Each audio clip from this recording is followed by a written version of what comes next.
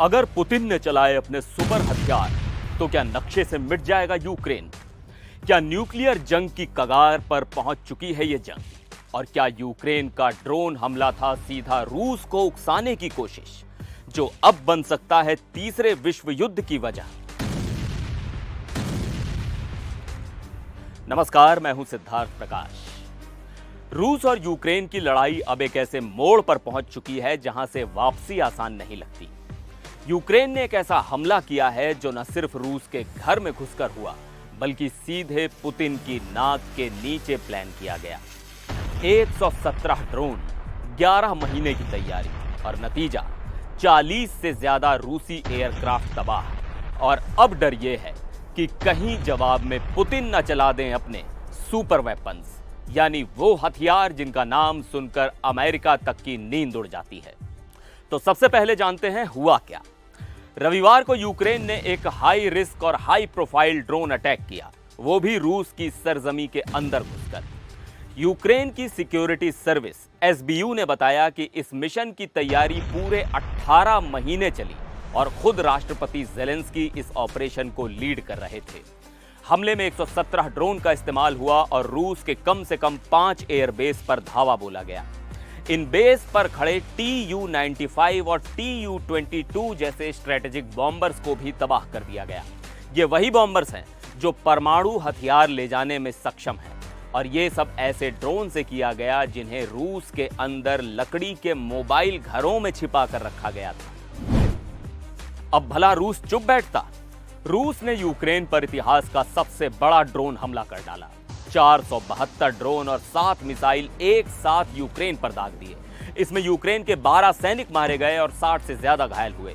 सिर्फ इतना ही नहीं, रूस के अंदर भी कुछ धमाके हुए जिनसे 2 ट्रेनें पटरी से उतर गईं और 2 पुल टूट गए। हालांकि रूस की इन्वेस्टिगेटिव एजेंसी ने बाद में ब्लास्ट शब्द को अपने स्टेटमेंट से हटा लिया, यानी मामला कुछ और बड़ा है जिसे छुपाया जा रहा है। अब सबसे बड़ा सवाल, क्या पुतिन अब करेंगे बड़ा हमला? क्या यह हमला उन्हें मजबूर कर देगा सुपर वेपन्स का इस्तेमाल करने पर? 2018 में पुतिन ने पहली बार दुनिया को अपने सुपर हथियारों के बारे में बताया था। ये वो हथियार हैं जो मौजूदा अमेरिकी डिफेंस सिस्टम को भी चकमा देने की ताकत रखते हैं। तो कौन कौन से हैं ये हथियार? चलिए एक नजर डालते हैं। पहला, एवनगार्ड, ये एक हाइपरसोनिक ग्लाइड व्हीकल है।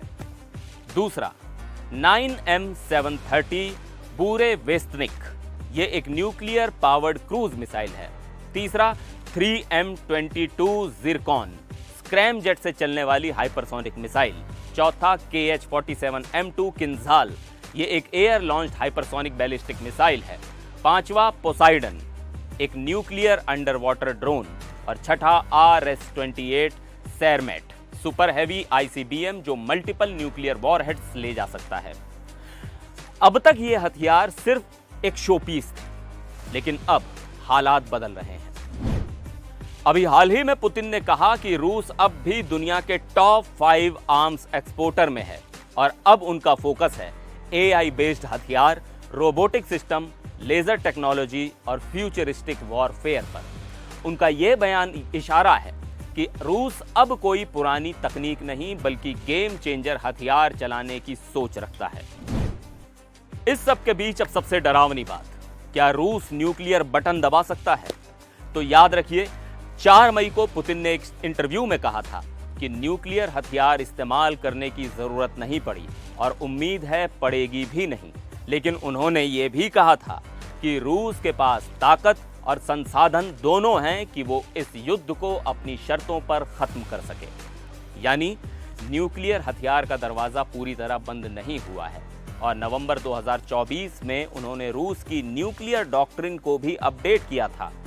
अब ये कहते हैं कि अगर कोई परमाणु ताकत रूस पर सिर्फ पारंपरिक हमला भी करे तो भी रूस न्यूक्लियर हमला कर सकता है। तो क्या अब ज़ेलेंस्की के इस हमले के बाद पुतिन सुपर वेपन निकालने ही वाले हैं? क्या न्यूक्लियर हथियारों की घड़ी एक बार फिर रात के 12 बजने के करीब पहुंच गई है? सवाल डरावना है और शायद जवाब और भी ज्यादा। कमेंट में बताइए, क्या यह हमला यूक्रेन की बड़ी जीत है या एक और बड़ी तबाही की शुरुआत? वीडियो पसंद आया हो तो लाइक कीजिए, शेयर कीजिए और सब्सक्राइब कीजिए। फिर मिलेंगे एक और वीडियो में, तब तक के लिए नमस्कार।